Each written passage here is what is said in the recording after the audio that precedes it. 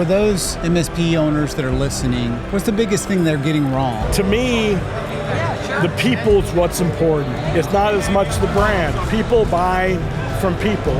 People support people. Whether the invoice comes from Meriplex or Preferred Technology Solutions truly isn't that big of a deal in the long run. So they get attached to their brand more so than they really should. Hey guys, Damian Stevens, host of MSP Mindset. Today we have a special edition where we are at Build IT Live 2024 in Orlando, Florida. Special shout out to Sunny and Cam and the entire IT by Design team for allowing us to set up shop and interview some really special MSPs. Today I got the opportunity to interview Neil Medwed about M&A. So Neil, let's kind of dig right in. Sure. I'm super curious how you came to Meriplex. Sure. Well, first, I'm a 40-year VAR MSP. I got into this crazy industry, this wonderful industry, back in 1983 after moving down from Detroit, Michigan. Graduated Michigan State, moved down to Dallas, and didn't know what I was going to do at that point. Had a marketing degree, got into computers, and that started my journey over here. Had my own company, Preferred Technology Solutions, for over 26 years. And I was always big in technology communities, trying to give back, trying to raise the ocean level, for everybody with different initiatives, things like that, and peer groups and communities.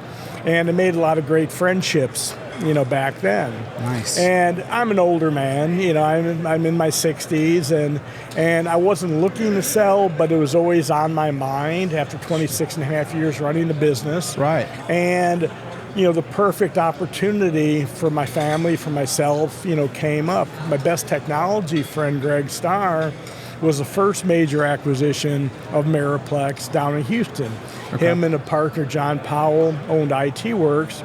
So I took a client out to the golf course, and we were golfing, and got a phone call from my friend Greg and said, hey Neil, will you talk to my CEO? And because it was Greg, I did. And of course, because it was Greg, I answered the phone on the golf course. Normally, I probably wouldn't have done that. Right. But right. I took a call from David Henley, our CEO, who's magnificent.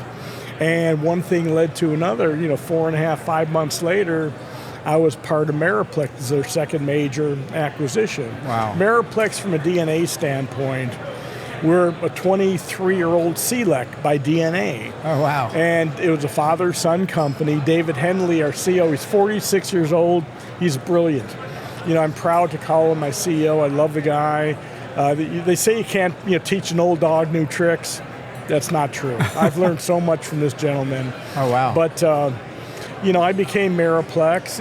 Meriplex, again, from a DNA standpoint, was a CLEC, a circuit provider, voice over IP, father and son company. Nice. And David had a bigger vision. The son, David, let's take managed circuits, combine that with managed IT and managed cybersecurity. That's the wave of the future. Yeah. And he said that to his father. The father said, son, if you believe that deeply, find private equity, take out the family piece of the business, and live your dream. Wow. And that's what happened. So Meriplex has come a long way in those 23 years of being in business. IT Works, my best technology friend Greg and John Powell's company, they partnered with Meriplex when, again, Meriplex being a telecom company in essence, and when they needed higher level IT stuff, they'd pick up the phone, call IT Works.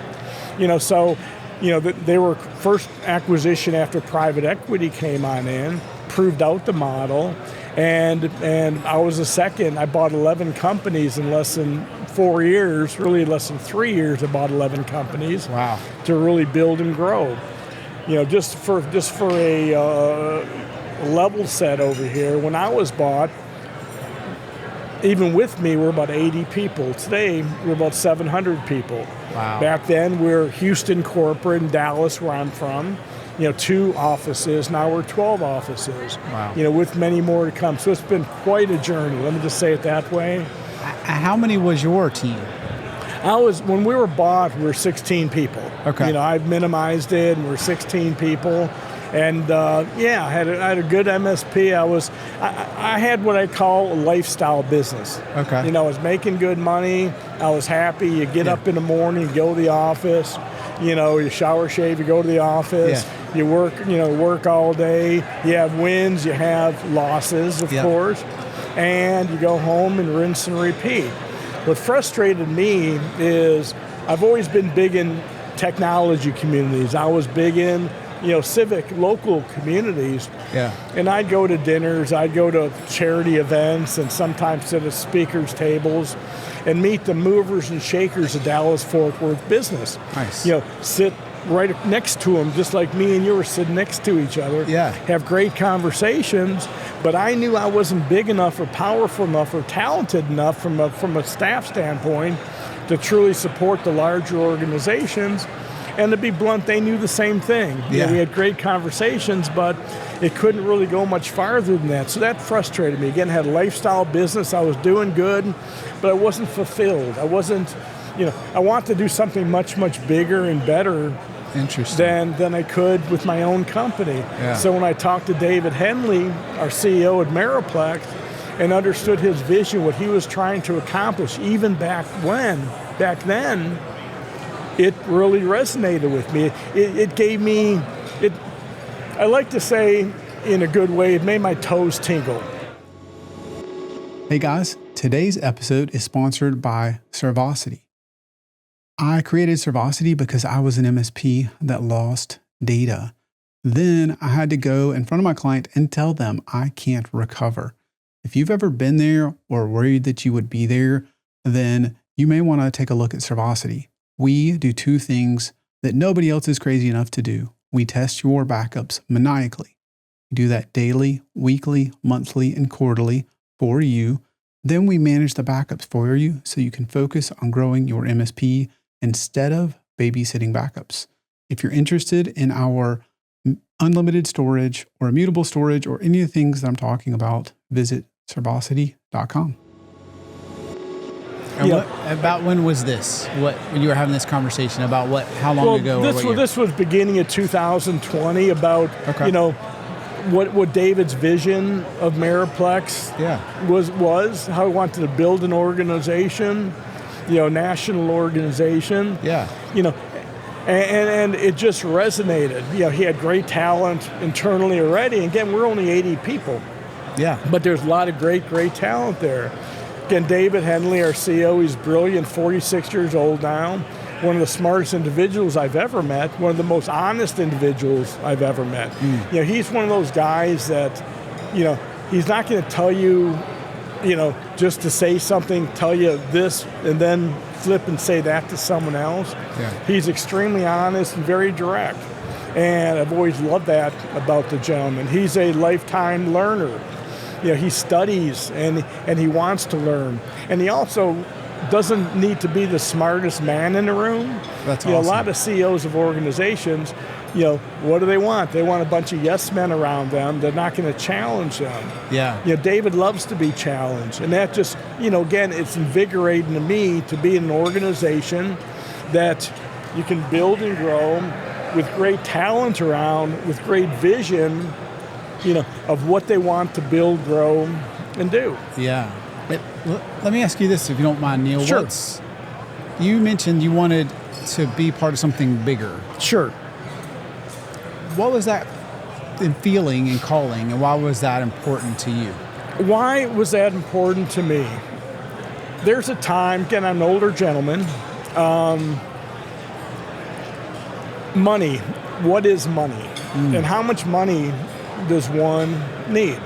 I was at the stage of life where I truly had all the money that I needed to live the rest of my life and to take care of my, kids, in essence. Yeah. Being fulfilled. Yes, was I lucky? For sure. But was I satisfied? The story I told about going to these charity events and business events, not being able to truly look someone in the eye and support them, and them knowing I could support them in that sense. Right. Looking at opportunities to help. Our industry is such an important industry. Yes. We help protect companies. We help improve them with the technology, advance their causes, things like that. Yeah. And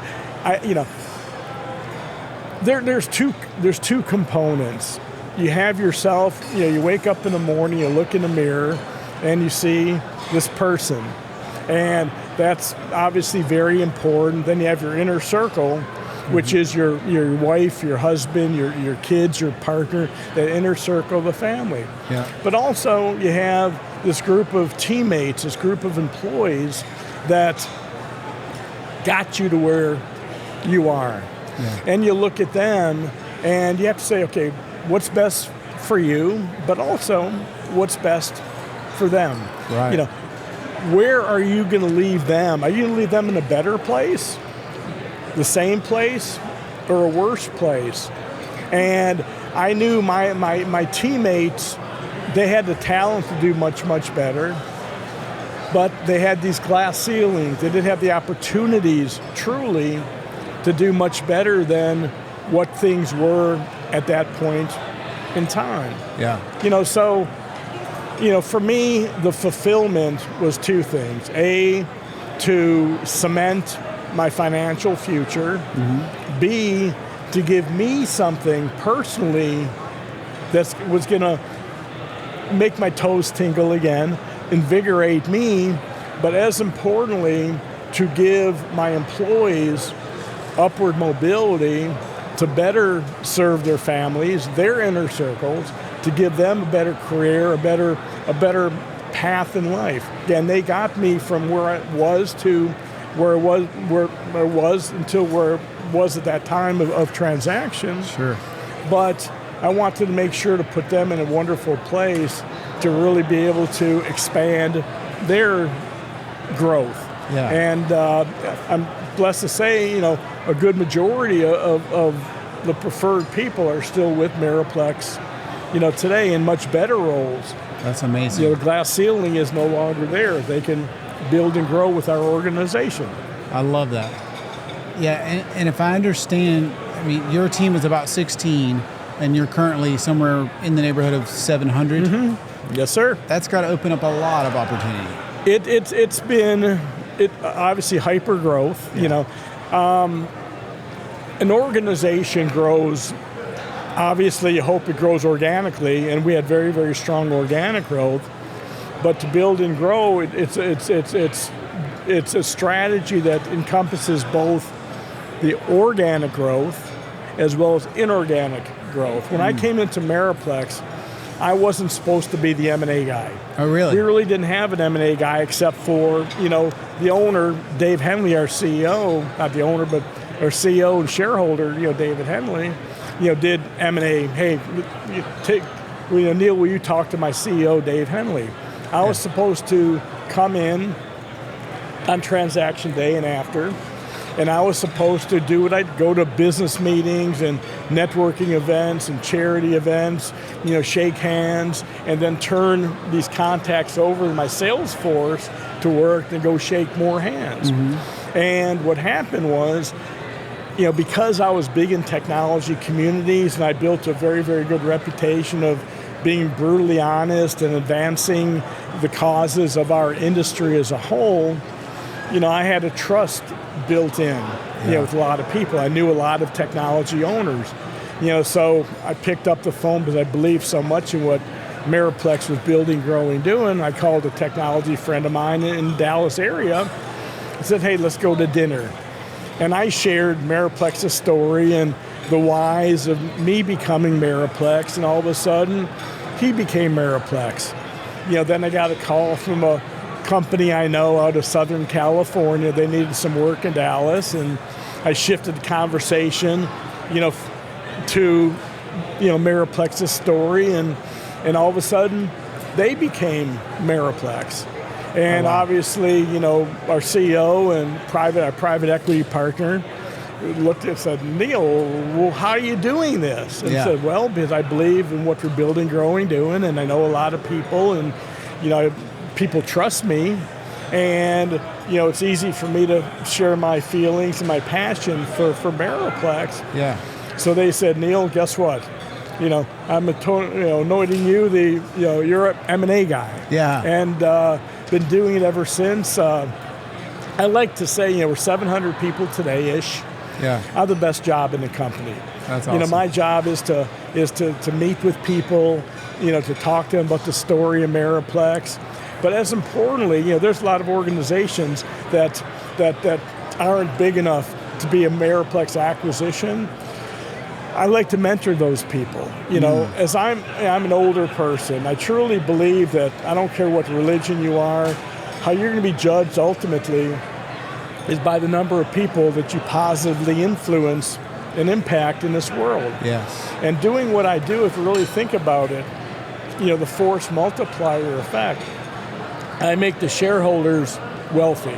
I give the employees great upside. I give the customers great upside because the services and solutions we can bring to their table are so much better.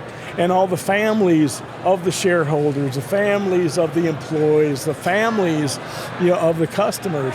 When you look at the force multiplier effect, what I do touches so many people in a positive way. But again, even if an organization isn't a Meriplex target, being an older man, with wanting to continue that legacy of helping people, I don't care if you're a 5-person firm, a 20-person firm, or whatever. If I can help them avoid mistakes and enhance successes and do things the right way, guess what? I am helping them in so many ways. I'm doing what my mission is to make a positive impact in this world. And whenever that time comes, I know that I've done my time on this world has done good for people. I love the word impact, and especially to impact so many people. And I think when I think M&A and somebody whose title is M&A, I think due diligence, I think transactions, I don't think impact. And I love that you're changing that for me at least. And so I love that you're interested and happy and delighted to mentor folks that are not a fit. You're happy to talk to the folks that are a fit for the Meriplex model. And I think that's just, it redefines or reframes the way we probably should work with each other. For sure. If you look at me, my career, in a 40-year, VAR MSP, there was no MSPs back when. That's right. It was VARs, value-added resellers back then.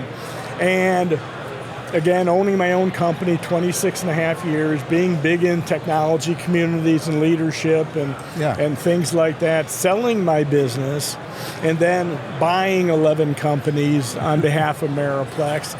Yeah. When I'm speaking at conferences, I'm one of them. I'm not a Harvard MBA finance guy that said, hey, let me get into the managed service business and start buying up companies and things like that. Yeah. I am the audience, and I know the emotions. I know, you talked about when you think about M&A and being a transactional thing. It is certainly a transactional thing, but think for a moment the emotions that go into a transaction. Yeah. Think of, you wake up one morning or whichever, and all of a sudden you open up your own company. And this company is all consuming. Yes. People say that being an entrepreneur is easy, and your feet are up on a desk and everybody else is working, you're sitting there. No.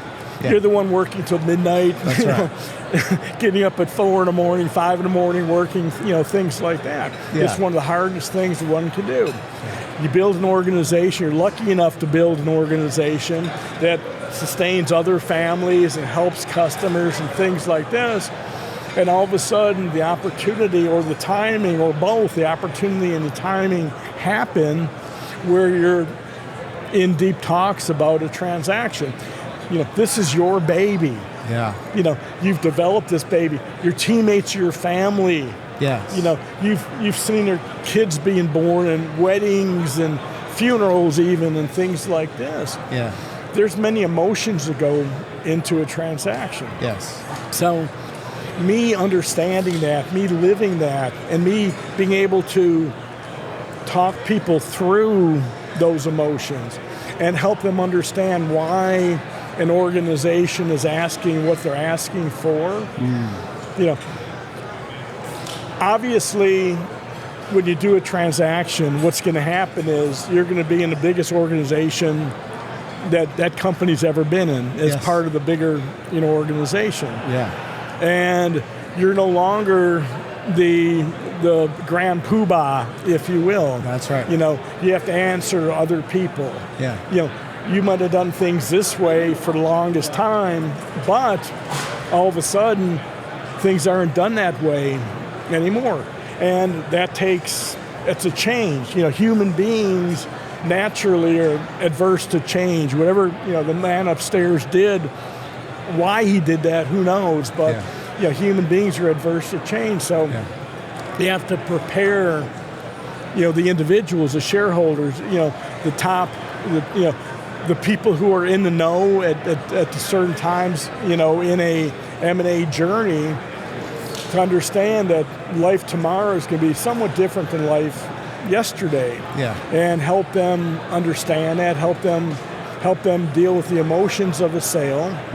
And, there are many companies that are trying to buy a business. When I had Preferred Technology Solutions, I'd probably get at least one call a week. Yeah. I'd probably get 4 or 5 emails a week. Hey, I want to buy your company. Hey, we're interested in your company. Yeah. There's so many.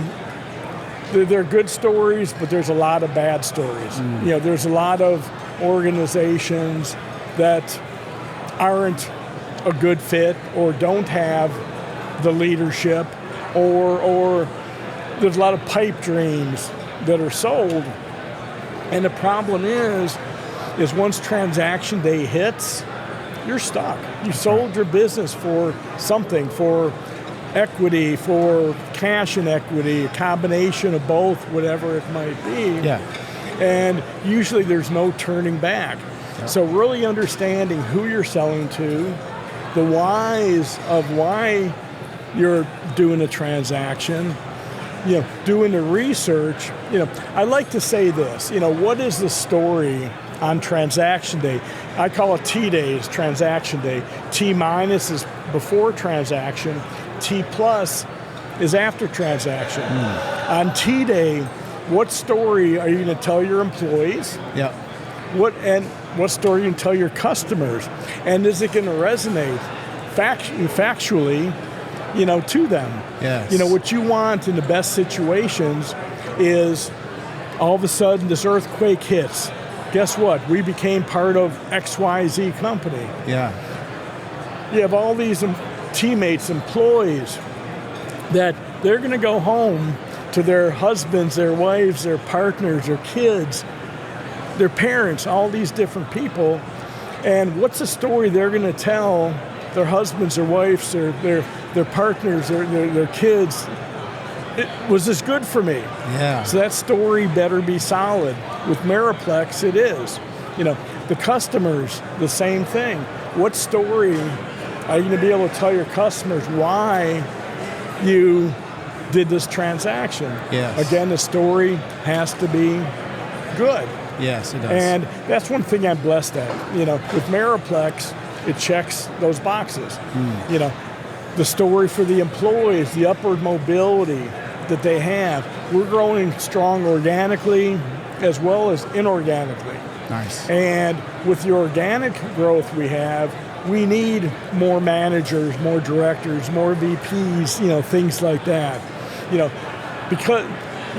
Because of what we do, and we'll talk about our targets, our customer, our target profile customer. But for the customers, the talent that we can bring to their table to support them better, the operational efficiency that we can bring to the customer's table is so much better than it was, pre-transaction, T-. For those MSP owners that are listening, what's the biggest thing they're getting wrong? Is it the emotion? Is it the fear? Is it how their wife will take it, or how their team will take it, or their customers, or what are you seeing? I don't want to say what they're getting wrong, because there's many rights, first of all. But what I will say is, and I had a little bit of this, your brand. Again, it's your baby. You've built this brand for a long, long time, and some people feel that their brand is so important. Again, I was preferred technology solutions. Yes. We're Meriplex now. To me, the people's what's important. The people are what's important. It's not as much the brand. People buy from people. Yes. People support people. Yes. Whether the invoice comes from Meriplex or Preferred Technology Solutions truly isn't that big of a deal in the long run. So they get attached to their brand more so than they really should. Other things that they, again, I don't want to say do it wrong, like they flip those wrongs into a more positive thing, but really understanding who they're talking to, what the model is going to be, what life after transaction is going to be, not just for them, but for their teammates and customers and everything else, and not really understanding the bigger picture.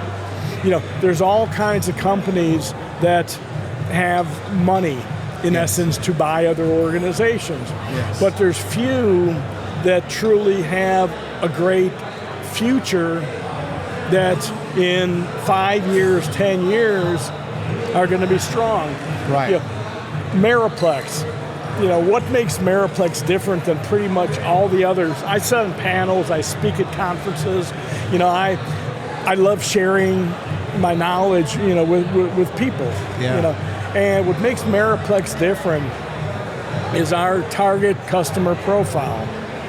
Again, back to doing something much, much bigger and better than you can otherwise. When you look at our industry, there's 40, 50,000 SMB MSPs. There's almost an MSP in any corner, if you will. When you look at the enterprise, when you look at the enterprise, think of the old IBM Global Services of the world that are doing multi-thousand end user and up. What Meriplex's sweet spot, we do a great job in MS and SMB. Nice. I used to call SMB, let's say 100 user and less. We do a great job there. But we shine in that 200 to 2,500 end user realm because we have the sophistication to work with sophisticated IT departments. We have the talent to be able to work with sophisticated IT departments. So that's really where we go after. We go into a territory and we're going to go up market. Again, doing so much bigger, better than you could otherwise. Yes. We're going to go up market. Those customers I talked about when we started off about going to charity events and business events, the movers and shakers of Dallas-Fort Worth business. That's where we can really attack well and provide great value to those types of organizations. So that's the bigger and better thing. That's the toes tingling thing. We give the organizations that become part of the Meriplex Nation the ability to do things they couldn't before, do things much bigger and better than they could before with a team. It's kind of like the dream team of the Olympics with Michael Jordan and the original dream teams, this magnificent town.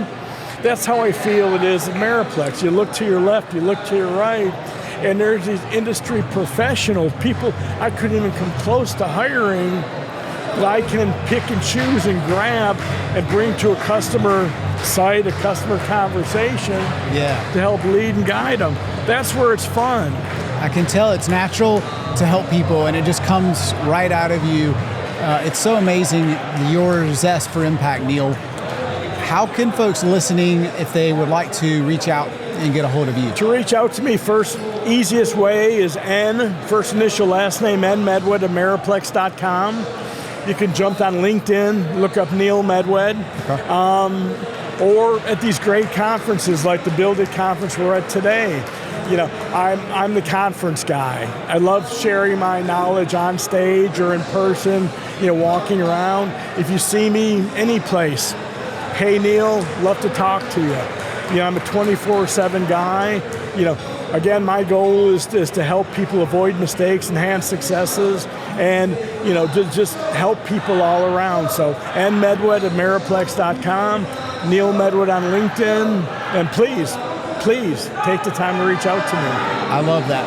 Thank you so much for making time in this busy show schedule at Build IT Live, and thank you for being on MSP Mindset, Neil. My pleasure. You. Thank Have you. a great day. Thank you so much. This was really fun.